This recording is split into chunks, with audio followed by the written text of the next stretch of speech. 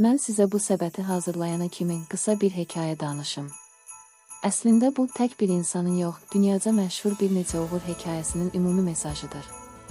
Çünki bu hekayələrin hamısı bizə eyni şeyi deyir, imkan olmasa da yol tapmaq mümkündür. Gəlin əvvəl Apple ilə başlayaq. Steve Jobs Apple quranda nə böyük ofisi vardı, nə də böyük pulu. İlk kompüterlər adi bir qarajda yığılırdı. O, işinə inanırdı, amma yol həmişə düz olmadı. Hətta bir dövr öz qurduğu şirkətdən uzaqlaşdırıldı. Bir çox insan üçün bu son olardı. Amma o bunu son yox, dərs kimi qəbul etdi. Öyrəndi, inkişaf etdi və geri qayıdaraq Apple-ı dünyanın ən dəyərli şirkətlərindən birinə çevirdi. Bu hekayə bizə göstərir ki, bəzən geriyə düşmək də uğurun bir hissəsidir. İndi Amazondan danışaq. Jeff Bezos sadəcə internet üzərindən kitab satmaqla başladı. O vaxt çoxları buna gülürdü. İlk illərdə Amazon qazanc gətirmirdi, hətta zərərə işləyirdi. Amma Bezos qısa yolu seçmədi. O, qazandığını yenidən işinə yatırdı. İnsanlar nəticəni dərhal görmək istəyir, amma böyük uğurlar səbr tələb edir. Bugün Amazon təkcə kitab satan bir sayt deyil, dünyanın ən böyük şirkətlərindən biridir. Bir başqa nümunə Nike'dır. Pilknight ilk ayaqqabıları böyük mağazalarda yox, maşınının bagajında satırdı. Reklam büdcəsi yox idi, arxasında böyük ad yox idi. Borca düşdü, risk aldı, səhvlər etdi. Amma məhsuluna və fikrinə inandı. Bugün Nike sadəcə bir ayaqqabı markası deyil, bir motivasiya simvoludur. Gəlin biraz da McDonald's'dan danışaq. Ray Kroc bu brendi quranda artıq gənc deyildi. O, kiçik bir ideyanı gördü və onu sistemə çevirdi. Bu hekayə sübut edir ki, uğur üçün nə yaş məhduddur, nə də başlanğıc nöqtəsi. Əsas olan görmək, anlamaq və davam etməkdir. Bu insanların heç biri yolun əvvəlində milyarder deyildi. Heç biri hazır imkanlarla başlamadı.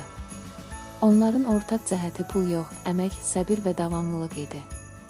Və bütün bu hekayələrdə məni ən çox təsirləndirən bir məqam var. Onlar heç vaxt ideal vaxtı gözləmədilər. Çünki ideal vaxt yoxdur. Bəzən insan düşünür ki, resursum yoxdur, imkanım azdır, təkəm. Amma bu hekayələr açıq şəkildə göstərir ki, uğur üçün ilk lazım olan şey pul deyil, qərardır. Özünə verdiyim qərar, davam edəcəyəm. Heç kim onların ilk addımlarını alqışlamadı. Heç kim başlanğıcda nəticəni görmədi. Amma onlar hər gün özlərinə inandılar. Və bir gün dünya onların adını tanıdı. Ona görə də bu hekayələr bizə deyir ki, əgər bugün yol çətindirsə, deməli doğru yoldasan. Əgər yorulmusansa, deməli çalışmısan.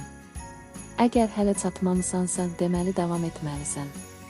Uğur bir nöqtə deyil, bir yoldur. Və o yol səbirlə gedənlər üçündür.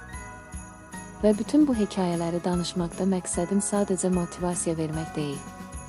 Məqsədim onu deməkdir ki, hər birimizin yolu fərqlidir, amma çətinliklər demək olar ki, eynidir. Kiminsə yolu qarajdan keçir, kiminsə yolu zirzəmidən, kiminsə yolu isə sıfırdan başlayır. Əgər bugün imkanların azdırsa, özünü kiçik görmə. Çünki bu hekayələrin hamısı sıfırdan başlayıb. Əgər bugün yorulmusansa, deməli boş yerə deyil. Hər atılan addım səni hədəfinə biraz da yaxınlaşdırır. Bəzən nəticə dərhal görünmür. Amma unutma ki, görünməyən zəhmət bir gün görünən uğura çevrilir. Vacib olan dayanmaq yox, davam etməkdir. Mən bu səbəti hazırlayana kimi sizə bu hekayəni danışdım ki, xatırlada bilim, heç kim uğura hazır vəziyyətdə çatmır. Uğur yolda formalaşır.